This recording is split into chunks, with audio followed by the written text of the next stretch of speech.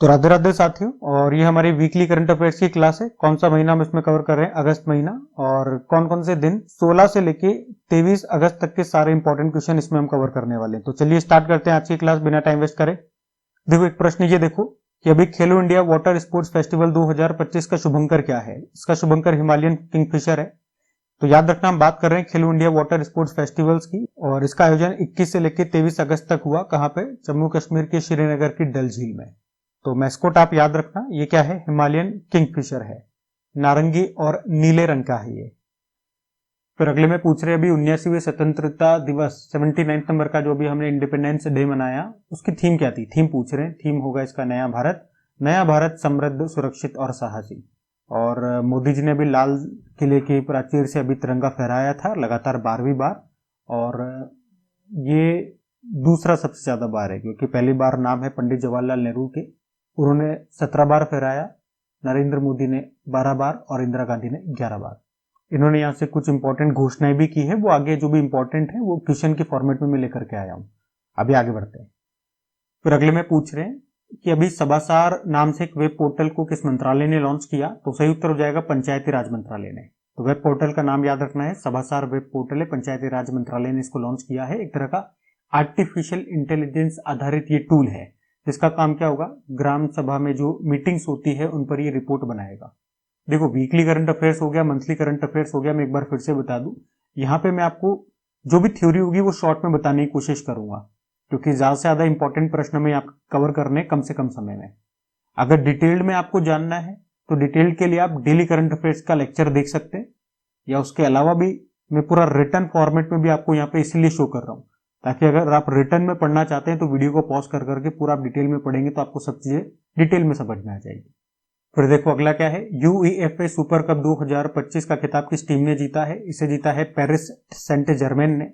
और ये हुआ कहां पे था? इटली में हुआ था। पेरिस सेंट जर्मेन ने जीत लिया। फ्रांस का है ये क्लब। टॉटेनहम हॉटस्पर को हराया है, जो कि इंग्लैंड का है। बाकी विभाजन विभीषिका स्मरण दिवस ये आप सभी जानते हो। इसे अंग्रेजी में बोलेंगे पार्टीशन और रिमेम्बरेंस डे। कब मनाए थे हम? 14 अगस्त को मनाते हैं। पहली बार हमने 2021 में मनाया था। फिर अगले में पूछ रहे हैं अभी किस अंतरिक्ष एजेंसी ने 2030 तक चंद्रमा पर परमाणु रिएक्टर बनाने की अभी घोषणा की है? तो ये घोषणा की है नासा ने। नासा ने कहा कि हम बनाएंगे।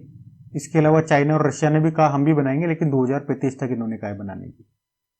अब ये रहा वो अगला प्रश्न, जब मोदी जी ने अभी स्वदेशी तकनीकों से प्रमुख प्रतिष्ठानों की सुरक्षा के लिए कौन सा मिशन शुरू करने की घोषणा की है? तो इसका तो सही उत्तर क्या हो जाएगा? मिशन सुदर्शन चक्र। मैंने कहा था ना, अभी लाल किले की प्राचीर से मोदी जी ने देश को संबोधित करते हुए कुछ योजनाओं की, पहलों की भी घोषणा की, उसमें से ये एक इंपॉर्टेंट है, मिशन सुदर्शन चक्र। उद्देश्य क्या है? स्वदेशी तकनीक का उपयोग करके हमें भारत के जो भी महत्वपूर्ण प्रतिष्ठान है उनकी सुरक्षा करना है। और एक्चुअली में ये सुदर्शन चक्र है क्या? एक हमारा वायु रक्षा प्रणाली है, एयर डिफेंस सिस्टम है आप कह सकते हो। जिस तरह से इजराइल का आयरन डोम पद्धति है ना, उसी तरह से हम भी इसे तैयार करेंगे। ये स्वदेशी होगा। वैसे हमारे पास S-400 है, लेकिन ये रशिया से लिया है, हम अब इसे खुद से बनाएंगे। ठीक है, तो ये ध्यान में रखना। उसी तरह से एक ये योजना भी इन्होंने यहाँ पे अभी इसकी घोषणा की है। क्या है? प्रधानमंत्री विकसित भारत रोजगार योजना। तो इसका नाम याद रखना।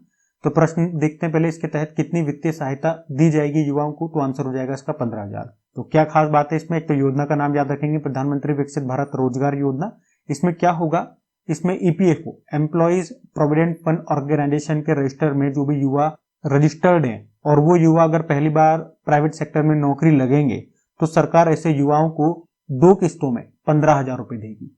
और इसके अलावा जो भी प्राइवेट कंपनियां इन युवाओं को नौकरियां देगी, उनको भी सरकार 2 सालों तक हर महीने 3,000 रुपए देगी प्रति कर्मचारी। इसमें एक एक्सेप्शन भी इन्होंने रखा है, अपवाद, कि मैन्युफैक्चरिंग सेक्टर की जो कंपनी होगी उनको तीसरे और चौथे साल भी इसका फायदा मिलेगा, ये 3,000 रुपए वाला। तो जो युवा पहली बार प्राइवेट जॉब लगेंगे उनको तो 15,000 रुपए मिलेंगे, 2 किस्तों में मिलेंगे। जो कंपनी इन युवाओं को नौकरी देगी उनको भी सरकार 3,000 रुपए प्रति माह देगी।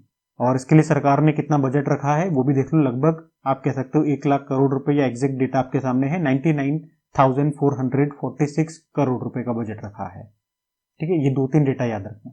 फिर अगले में पूछ रहे हैं अभी किस राज्य ने बौद्धिक दिव्यांग छात्रों के लिए दिशा नाम से एक अभियान शुरू किया है? तो सही उत्तर हो जाएगा इसका महाराष्ट्र। और इस अभियान का उद्देश्य क्या है? बौद्धिक विकलांगता या बौद्धिक दिव्यांगता कहेंगे सही रहेगा, या अंग्रेजी में बोलोगे तो इंटेलेक्चुअल डिसेबिलिटी वाले बच्चों को समान शिक्षा देना, समान शिक्षा का अवसर देना इसका मुख्य उद्देश्य है। और आप कह सकते हो महाराष्ट्र देश का पहला ऐसा राज्य है जिसने इंटेलेक्चुअल डिसेबिलिटी वाले बच्चों के लिए इस तरह की पहल शुरू की है, जिसका नाम है दिशा अभियान। ठीक है, महाराष्ट्र ने शुरू किया, याद रखना। अगला देखते हैं। अगला प्रश्न मिलिट्री एक्सरसाइज से है, क्या नाम है? स्लाइनेक्स अभ्यास। ये पूछ रहा है कहां पर हुआ, तो आंसर इसका हो जाएगा श्रीलंका। तो स्लाइनेक्स से नाम से क्लियर है, ऐसे मतलब श्रीलंका, आई मतलब इंडिया, नेवल एक्सरसाइज नौसेना अभ्यास है, भारत और श्रीलंका के बीच में हुआ। अभी ये 12वां एडिशन था, श्रीलंका के कोलंबो में हुआ। इसमें भारत की तरफ से आईएनएस राणा और आईएनएस ज्योति ने हिस्सा लिया था। इतनी बातें याद रखना, ठीक है। अगला देखते हैं। फिर अगला प्रश्न भी ठीक है कि एसएनपी ने, एसएनपी मतलब ये एक ग्लोबल रेटिंग है, फुल फॉर्म बोलोगे तो standard and poor global rating, ये अमेरिका की है। और इसे ने अभी 18 साल के बाद भारत को कौन सी रेटिंग प्रदान की है, तो इसका सही उत्तर हो जाएगा BBB। एक्चुअली में ये प्रश्न इसलिए इंपॉर्टेंट हो जाता है क्योंकि 18 साल के बाद इसने अपनी रेटिंग में कोई अपडेट किया है जो इसने भारत को दे रखी थी। 2007 में इसने भारत की रेटिंग दी थी BBB-, और अब 18 साल के बाद इसको अपडेट करते हुए इन्होंने इसको चेंज कर दिया BBB, मतलब एक पॉजिटिव अपडेट है ये, और ये एक तरह की दीर्घकालिक यानी कि लॉन्ग टर्म रेटिंग है। तो पॉजिटिव बात है, तो पॉजिटिव बात वाले प्रश्न हमारे लिए इंपॉर्टेंट भी रहेंगे, इसको आप ध्यान में रखना, इतना ही ध्यान रखना है बस, कौन सी रेटिंग मिली है ये याद रखो। फिर अगले में पूछ रहे हैं अभी वन और वन्यजीव अपराध प्रबंधन प्रणाली जिसका नाम है हॉक, इसको शुरू करने वाला भी तीसरा राज्य कौन सा बन गया, तो सही उत्तर हो जाएगा तमिलनाडु। और ये तीसरा बन गया, तो पहले दो कौन से हैं, केरल और कर्नाटक। उद्देश्य क्या है इसका, हॉक की फुल फॉर्म देख लो एक बार, hostile activity watch kernel. Watch मतलब ये निगरानी करेगा, तो वन और वन्यजीव अपराधों से निपटने के लिए मतलब इससे वन निगरानी आप कर सकोगे, उसमें सुधार होगा। लुप्तप्राय प्रजातियों के जो शिकार हो जाते हैं तो उनकी सुरक्षा करने में इससे आपको मदद मिलेगी। तो तीसरा राज्य इसको शुरू करने वाला तमिलनाडु है। अगला देखते हैं। फिर अगले में पूछ रहे हैं कि अभी नागालैंड के नए राज्यपाल कौन बनाए गए थे, तो आप सबको पता है अजय कुमार भल्ला। वैसे तो ये मणिपुर के राज्यपाल है, लेकिन इनको नागालैंड के राज्यपाल का अतिरिक्त प्रभार एडिशनल चार्ज दिया गया। और ऐसा क्यों किया गया, क्योंकि अभी नागालैंड के जो गवर्नर थे, राज्यपाल थे, उनका नाम था ला गणेशन, उनका निधन हो गया था, तो उसके बाद इनको अतिरिक्त प्रभार दिया गया, ये आप ध्यान रखना। एक ये प्रश्न भी देखो, क्योंकि भारत पहली बार वाला प्रश्न है, तो भारत पहली बार एशियाई open short track speed skating trophy 2025 की मेजबानी करेगा। भारत में भी कहां पर होंगे ये गेम्स, तो सही उत्तर हो जाएगा देहरादून में, और भारत पहली बार इसको होस्ट कर रहा है। उत्तराखंड के देहरादून में होंगे ये, तो यही प्रश्न पूछेगा कि कहां पर हुए, तो उत्तराखंड के देहरादून में हुए, इतना ध्यान रखना। अगला देखते हैं। फिर अगले में पूछ रहे हैं अभी 16 अगस्त को विधि सम्मत स्थानांतरण दिवस ये कहां पर मनाया गया, तो सही उत्तर होगा पुडुचेरी में मनाया जाता है। मैंने आपको डिटेल में समझाया भी था, क्योंकि 16 अगस्त 1962 में पुडुचेरी भारतीय संघ का आधिकारिक रूप से सदस्य बन गया था, या आधिकारिक ऑफिशियली इसको भारत में विलय किया गया था, मर्ज किया गया था, इसीलिए 16 अगस्त को पुडुचेरी में ये विधि सम्मत स्थानांतरण दिवस के रूप में मनाया जाता है। और अगर पूछे कि पुडुचेरी को किससे आजादी मिली थी, मतलब पहले किसका कंट्रोल था पुडुचेरी पे, तो फ्रांस का कंट्रोल था, ध्यान रखना ये। अच्छा, ये प्रश्न भी देखो कि अभी men's Asia hockey cup tournament का शुभंकर लॉन्च किया गया था। शुभंकर मैस्कोट क्या है, तो आंसर हो जाएगा चांद। मेंस एशिया हॉकी कप की बात कर रहे हैं, इस बार इसका ये 12वां एडिशन होना है। कहां पर, भारत में। भारत की बेबी कब है, राजगीर बिहार में।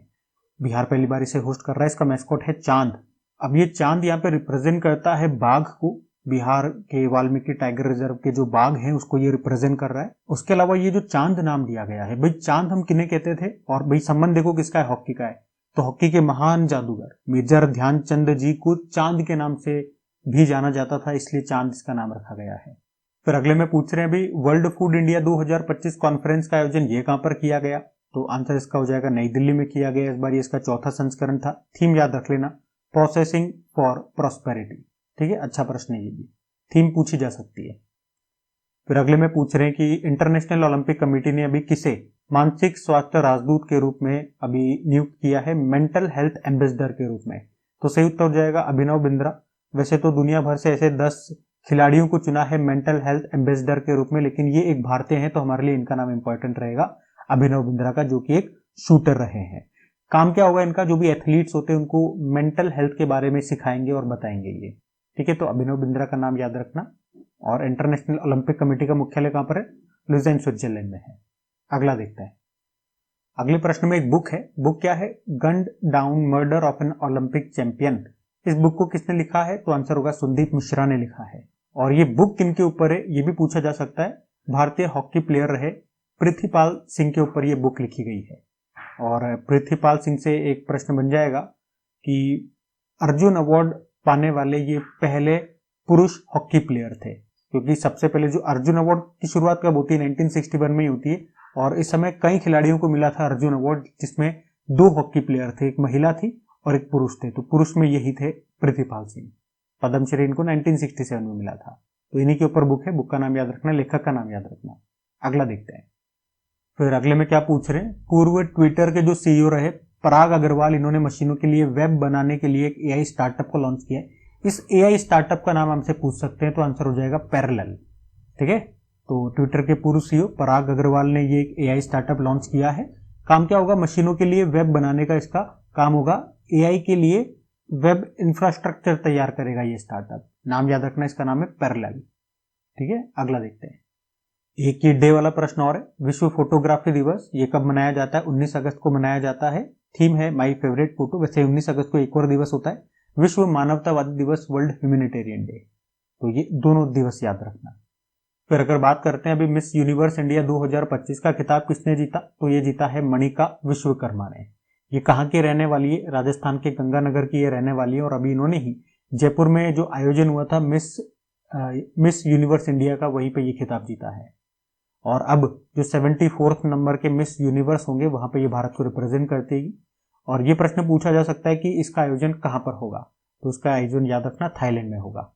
चलो आपके लिए होमवर्क प्रश्न बन जाता है। अभी तक मिस यूनिवर्स का खिताब 3 भारतीय जीत चुकी हैं। वो कौन कौन भारतीय हैं, इनके नाम आप बताओ, उनके सन भी बता दो, अगर याद है तो कम से कम नाम तो बताओ सही। ठीक है, हम अगला देखते हैं प्रश्न। फिर अगले में पूछ रहे हैं कि भारत ने डीप सी मिशन के अंतर्गत अटलांटिक महासागर में 5002 मीटर की मानव युक्त डाइव लगा करके रिकॉर्ड बनाया। डीप सी मिशन कब शुरू हुआ था, तो डीप सी मिशन कब शुरू हुआ था, एक तो ये याद रखना 2021 में शुरू हुआ था। और इसी के अंतर्गत अभी भारत ने नॉर्थ अटलांटिक ओशन में कितनी गहरी डाइव लगाई है, मतलब कितने अंदर तक गए हैं, 5002 मीटर। और कौन गए हैं ये भी देख लो, ये हैं Jatinder Pal Singh, retired navy commander हैं। और यहाँ पे ये भी पूछा जा सकता है कि किस सबमरीन वेसल में बैठ करके गए, या वो किसका है, या किस देश ने सहायता लिए।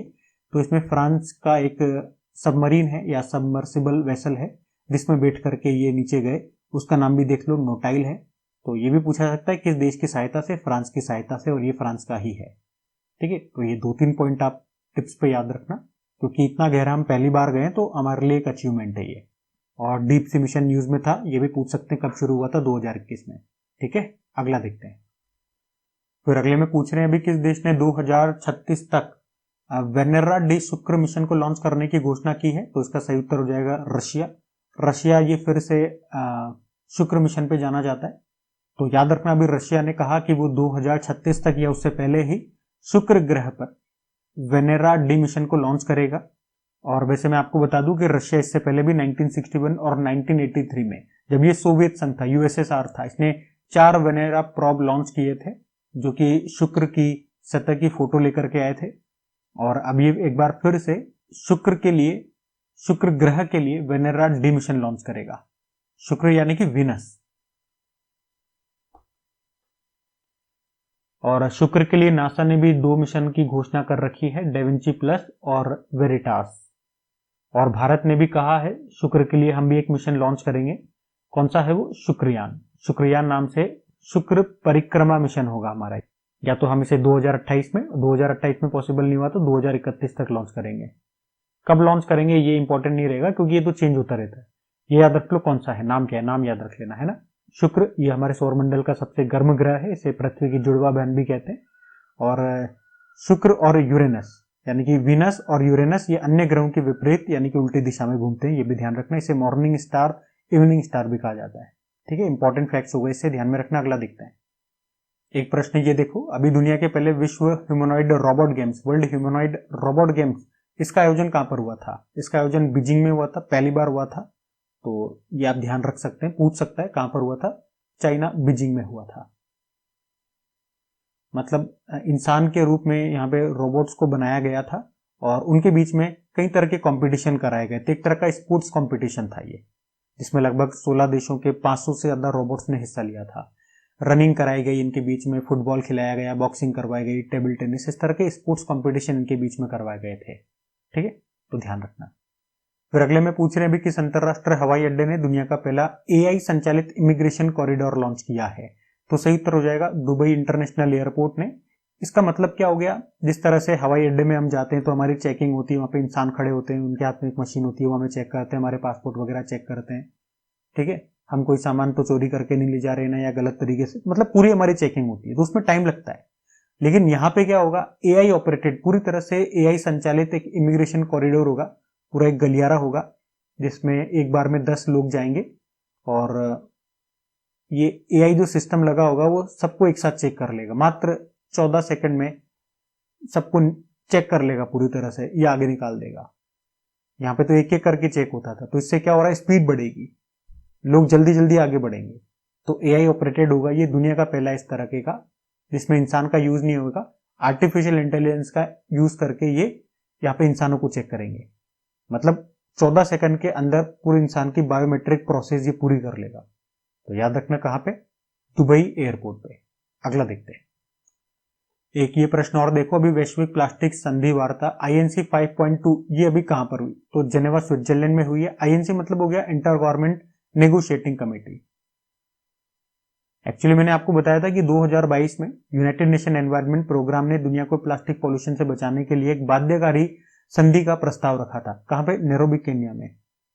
बस वो प्रस्ताव रखा गया था, अब उसे कैसे और कब अप्लाई करना है उसके लिए ये कई तरह की इनकी बैठक हुई है। इस बार ये आखिरी बैठक होनी थी, आखिरी बैठक हुई, इसको नाम दिया आईएनसी 5.2। ये कहां पर हुई? जेनेवा स्विट्जरलैंड में हुई अभी।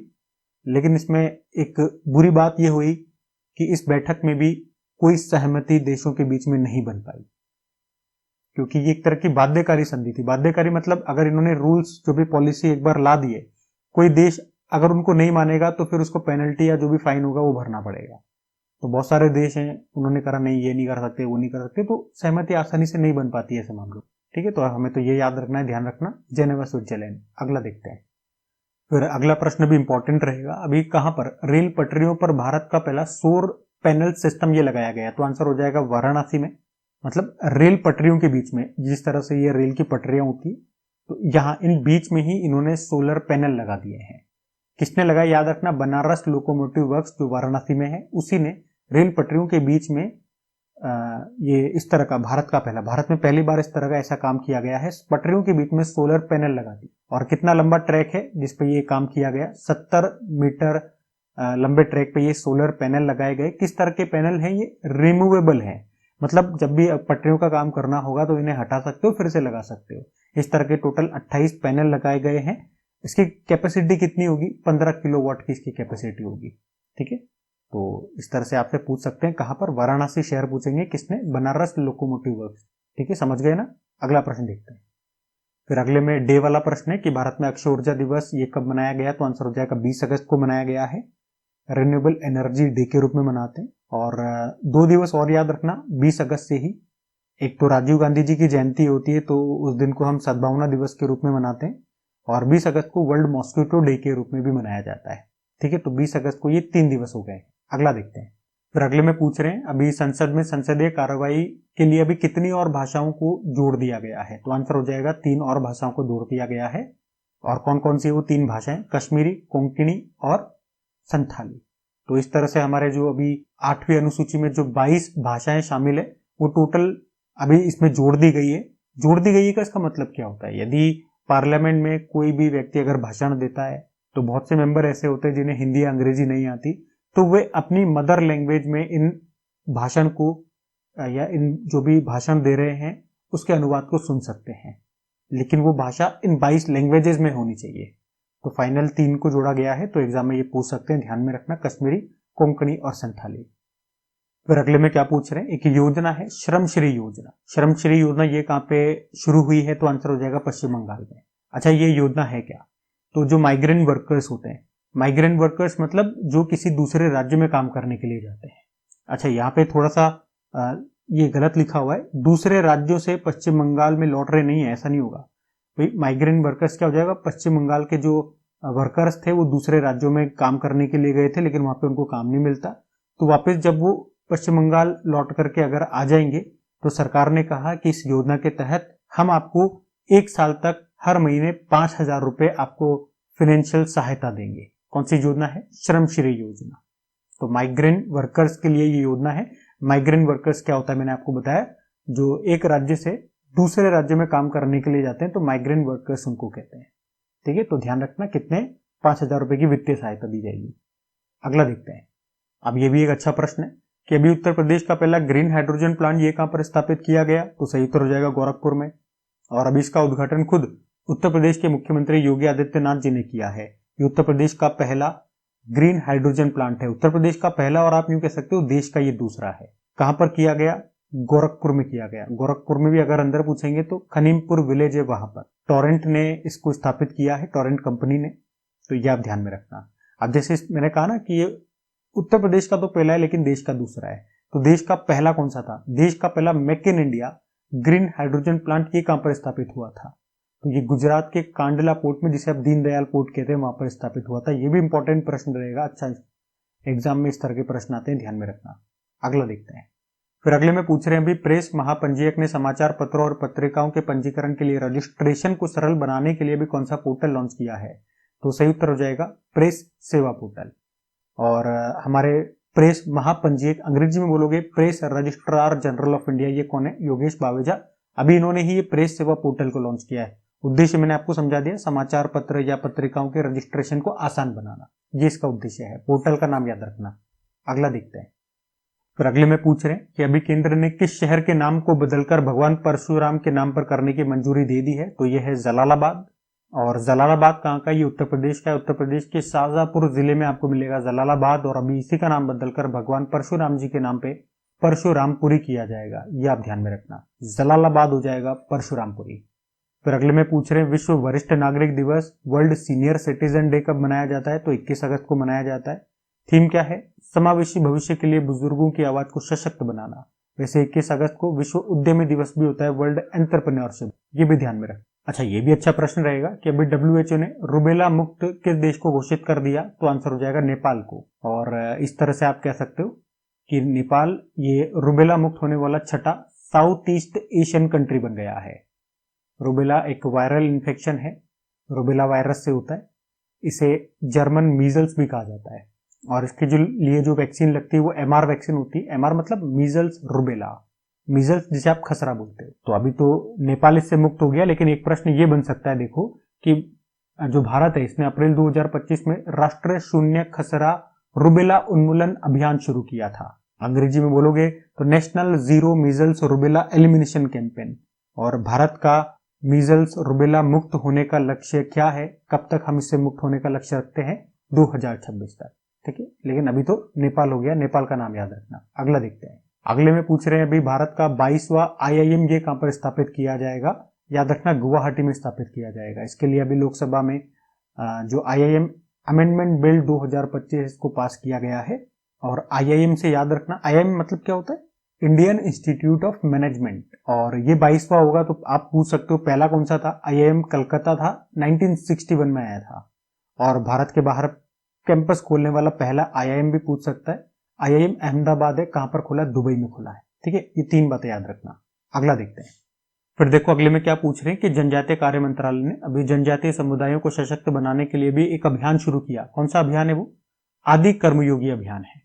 तो इस अभियान का उद्देश्य क्या है, जनजातीय क्षेत्रों में योजनाओं की खराब कार्यान्वयन प्रणाली को दुरुस्त, मतलब जो भी योजनाएं उनके लिए बनाई जाती है वो उन तक नहीं पहुंचती है, तो इसी को यहाँ पे इंप्रूव किया जाएगा, उसी के लिए ये अभियान शुरू किया है। और वैसे जनजातीय कार्य मंत्री हमारे कौन है, ट्राइबल अफेयर्स मिनिस्टर कौन है, जुएल ओराम, ये भी ध्यान रखना। अगला देखते हैं। फिर अगले में पूछ रहे हैं, अभी किस राज्य की शक्ति योजना 500 करोड़ से ज्यादा महिला यात्रियों के साथ golden book of world records में दर्ज हुई है, तो ये कर्नाटक की योजना है। कर्नाटक की योजना है शक्ति योजना। क्या होता है इसमें, महिलाओं को बसों में मुफ्त यात्रा कराई जाती है और इसने अभी तक 500 करोड़ रुपए के मुफ्त टिकट दे दिए हैं महिलाओं को यात्रा कराने के लिए, और इसी के कारण अभी इसको golden book of world records में शामिल किया गया है। योजना का नाम याद रखना, डायरेक्ट योजना पूछ लेगा एग्जामिनर। शक्ति योजना कहाँ की, किससे संबंधित है, मैंने बता ही दिया, कर्नाटक की योजना है। अगला देखते हैं। फिर अगला प्रश्न देखो, अभी मोदी जी ने एक पुल का उद्घाटन किया है, ओंटा सिमरिया पुल, ये कहां पर है? तो आंसर हो जाएगा बिहार में है। तो नाम याद रखना, ओंटा सिमरिया पुल है, गंगा नदी पर बना है, 6 लेन पुल है। लंबाई पूछोगे तो लगभग 2 किलोमीटर है, एग्जैक्ट पूछोगे तो 1.865 किलोमीटर ये लंबा है। तो ये पटना जिले के मोकामा को बेगूसराय से जोड़ेगा, नेशनल हाईवे 31 पे ये बना है। लागत आई है 1870। लागत वगैरह नहीं पूछेगा आपसे, ये नाम याद रखना किस नदी पर है, कितना लंबा है, ये आपसे पूछ सकता है, ठीक है। और है कहां पर, बिहार में है। अगला देखते हैं।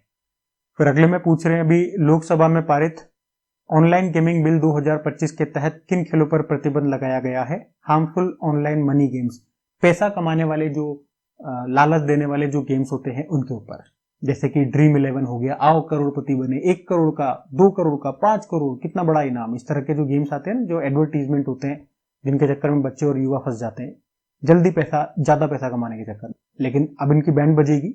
इसमें 2 पॉइंट आप याद रख लो, अगर फिर भी ये जो इन पे प्रतिबंध लगा दिया गया, फिर भी ये बैन को नहीं मानते, तो इन पे 1 करोड़ रुपए का फाइन या 3 साल की सजा या दोनों हो सकती है। इसके अलावा जो इन गेम्स को प्रमोट करेगा, भैया उनकी भी खैर नहीं है, 50 लाख रुपए का तो आपको भी फाइन देना पड़ेगा, या 2 साल की सजा या दोनों हो सकता है, ठीक है। ये 2 पॉइंट आप याद रख लेना। फिर अगला है रैंकिंग से संबंधित प्रश्न कि वर्ल्ड कॉम्पिटिटिवनेस इंडेक्स 2025 आया, भारत की रैंक क्या है? भारत में 41 नंबर पर है। इसको जारी किया है आईएमडी ने, इंस्टीट्यूट ऑफ मैनेजमेंट डेवलपमेंट। ये नहीं पूछेगा, ये तो ये याद रख लो क्या नाम है इस इंडेक्स का, और इसमें टॉपर कौन है? स्विट्जरलैंड है, दूसरे पे सिंगापुर है। भारत की रैंक क्या है? भारत 41 नंबर पर है, ठीक है, ये ध्यान में रखना। अगला देखते हैं। फिर अगले में पूछ रहे हैं, अभी अग्नि 5 जो मिसाइल है इसका सफल परीक्षण किया गया, कहां पर किया गया? उड़ीसा में किया गया। उड़ीसा के चांदीपुर में जो टेस्ट फायरिंग रेंज है वहां पर इसका सफल परीक्षण किया गया। इसमें एक टेक्नोलॉजी का इस्तेमाल हुआ है, उसी का टेस्ट हुआ है, MIRV technology, multiple independently targetable re entry vehicle. मतलब एक बार जब इसको फायर करेंगे तो ये एक ही जगह नहीं, कई सारे टारगेट्स को ये हिट करेगी। इस टेक्नोलॉजी का ये फायदा है। इसका अगर बात करें डेवलप किसने किया, DRDO ने निर्माण किया, भारत डायनेमिक्स लिमिटेड ने। इसकी रेंज है 5000 से लेके 5500 किलोमीटर तक, ठीक है, ध्यान रखना। अगला देखते हैं। ये भी एक बार देख लो कि PFA player of the year award जीतने वाले, 3 बार जीतने वाले पहले खिलाड़ी कौन बन गए हैं? तो सही उत्तर हो जाएगा मोहम्मद सलाह।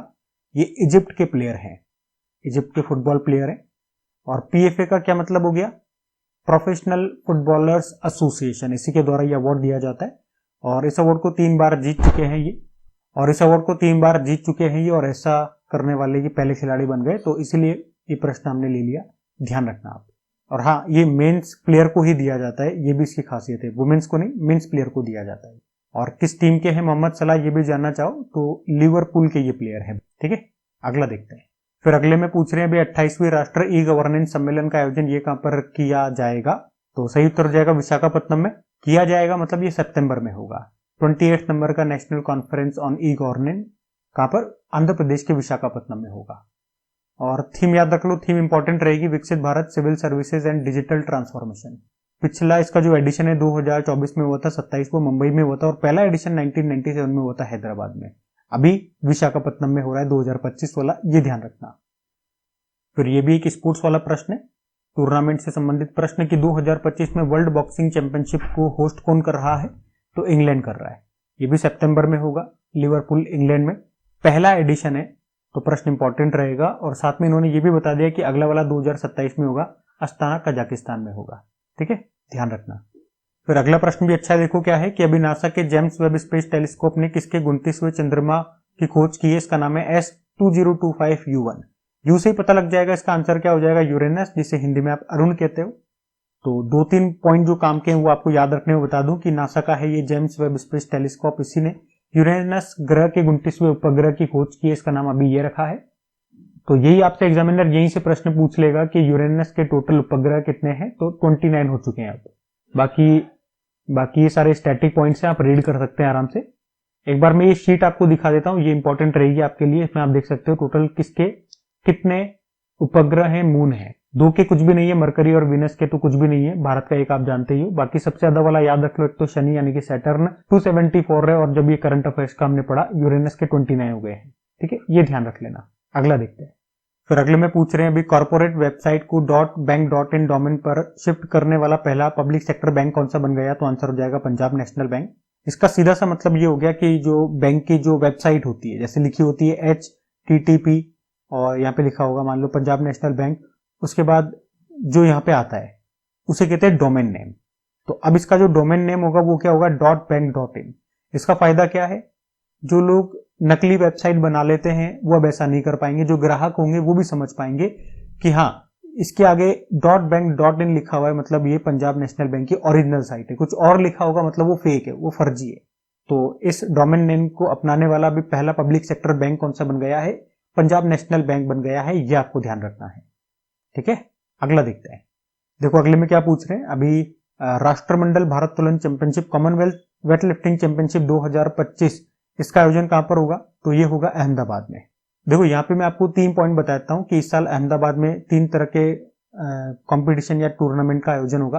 Commonwealth weight lifting championship Ahmedabad में होगा, AFC under 17 Asian cup 2026 qualifier round है, ये अहमदाबाद में होगा, और एशियन एक्वेटिक चैंपियनशिप ये भी इसी साल अहमदाबाद में। बाकी ये टूर्नामेंट भी गुजरात में होंगे, इनको आप आराम से रीड कर सकते हैं। अभी जो करंट अफेयर्स वाला पार्ट है वो ये है, मैंने आपको बता दिया, ध्यान में रखना। और ये प्रश्न देखो, क्योंकि इस तरह का प्रश्न एक बार SSC में पूछा जा चुका है कि दिल्ली पुलिस कमिश्नर अभी कौन बन गए हैं, तो सतीश गोलचा बन गए हैं। इन्होंने किनको रिप्लेस किया, संजय अरोड़ा को रिप्लेस किया। इतना सा याद रखो कौन बन गए, सतीश गोलचा बन गए हैं। तो ये हमने सारे करंट अफेयर्स जो भी इंपॉर्टेंट थे वो कवर कर लिए हैं। मैंने आपको बताया 16 से लेकर 23 अगस्त तक के जो भी इंपॉर्टेंट करंट अफेयर्स थे वो हमने यहाँ पे कवर कर लिए। आप कमेंट करके जरूर बताइएगा सेशन आपको कैसा लगा, जिस तरह से मैंने आज कवर किया। जो इंपॉर्टेंट क्वेश्चन है वो तो मैं लेता ही हूँ, लेकिन डिस्क्रिप्शन उतना ही दूंगा जो काम का होगा। बाकी एक्स्ट्रा स्टैटिक या डिटेल में जाकर के नहीं बताऊंगा, क्योंकि आपको पता है ज्यादा से ज्यादा इंपॉर्टेंट क्वेश्चन मुझे कम से कम समय में कवर करने हैं। वरना इस सेशन को तो मैं 1 घंटा बना दूं, 2 घंटा बना दूं, 4 घंटा बना दूं, उससे मतलब नहीं है। एक तो सारे इंपॉर्टेंट क्वेश्चन आने चाहिए, समय कम से कम होना चाहिए, और उतना एक्सप्लेनेशन काफी है जितने की अभी जरूरत है, क्योंकि ये सारे प्रश्न आप वैसे ही डेली करंट अफेयर्स वाली क्लास में डिटेल में पढ़ के आ चुके हो। अभी हम क्विक रिवाइज करना है। बाकी आप चाहते हो कि ये सेशन इसी तरह से चलते रहें, तो इसे सपोर्ट कीजिए, अपना प्यार दीजिए। कम से कम अपने दोस्तों के साथ में, या जो भी आपके स्टडी ग्रुप चैनल होते हैं टेलीग्राम पे, व्हाट्सएप पे, फेसबुक पे, तो एक बार वहां पे इसे शेयर जरूर कीजिएगा। लाइक नहीं करा तो वीडियो को लाइक कर देना। बाकी वीकली की क्विज भी डेली बना करके अपलोड की जाती है, मतलब डेली क्या, वीकली वाइज अपलोड होती है अपनी क्रिक एग्जाम एप्लीकेशन पे ही, जिसका लिंक डिस्क्रिप्शन बॉक्स में भी है, या गूगल प्ले स्टोर से भी इसको इंस्टॉल कर सकते हैं। बाकी आज के लिए इतना ही रखते हैं। राधे राधे।